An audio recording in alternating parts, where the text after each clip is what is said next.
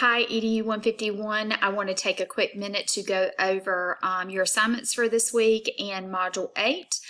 You are reading Chapter 11 in your textbook, continuing to learn about the artistic process, and in this case, two-dimensional art activities. And the video here below is an example of a two-dimensional art activity.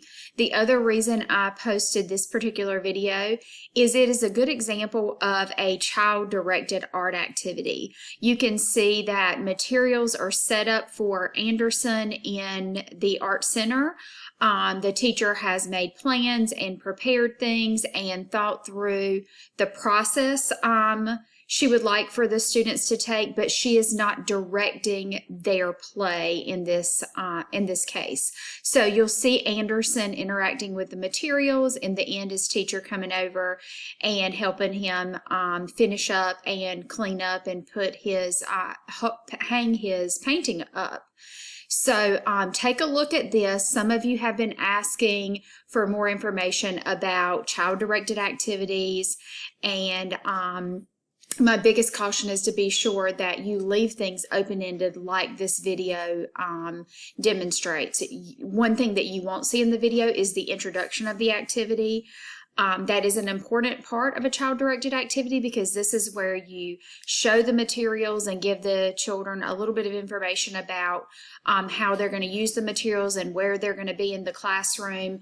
And that often happens during center time. So your introduction is when you are explaining to the children during circle time what's going to be happening in center time. And you always want to use a visual during that. For example, in this video, Anderson is painting a caterpillar, and so maybe his teacher during circle time has been reading The Very Hungry Caterpillar, and she looks at the book and they look at the shape of the caterpillar, and she lets them know that they'll have this activity available during center time. Or maybe she shows them the balloons and looks at how they fit into the tray. There are lots of different ways to introduce an activity. You want to be sure you use a visual, and you want to be sure that you help the children link whatever you're doing to some prior experience so they'll have an idea of what direction to go in.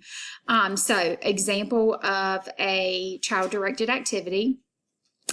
Some good information about process-focused art. You want to be sure that your activity plans are process-oriented, not product-oriented. I know this has been a theme that we've talked about several times in this class. The video example of Anderson is a very process-oriented art activity. It's providing a good experience. Anderson is working on fine motor skills and just being creative, but his caterpillar does not have to look a certain way in the end. It's more focused on the process of him using the materials and experimenting with color and the way the balloons move and using his fine motor skills than it is to produce something in the end that looks like what we would see a caterpillar look like. Pretty much everything this week is focused around you finalizing that first activity plan. In your discussion board, you're going to post some ideas, share with your classmates what direction you're going in with your activity plan, and don't forget to respond to classmates as well. The link to NC Fields is also included here because you're going to need to choose an objective from Foundations. You get that language directly from the Foundations book, and here is the spot where you are going to submit your creative art activity plan. Be sure to read these instructions. It's kind of prompting you to think through the process and make sure you're doing it correctly. So to sum everything up, make sure your activity plan is process-oriented, not product-oriented, and make sure it is a child-directed plan. It's not a plan where you're directing everything that's happening like a teacher-directed plan that you might do during circle time. This is a plan where you set up an activity, you plan for how you would interact with children in that center, but also have things set up independently so they can explore and create on their own.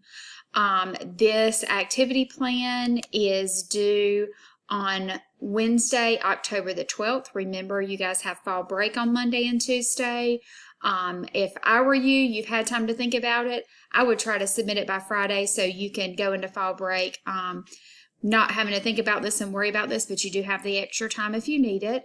And also remember that your discussion board is due by Thursday. Your initial post is due by Thursday, responses by next week. Please adhere to that so that you guys can actually engage in discussion. Always respond to at least 2 classmates in discussion board. I hope this quick overview has been helpful. Please reach out if you would like to talk to me about your activity plan before you turn it in next week. Have a great week.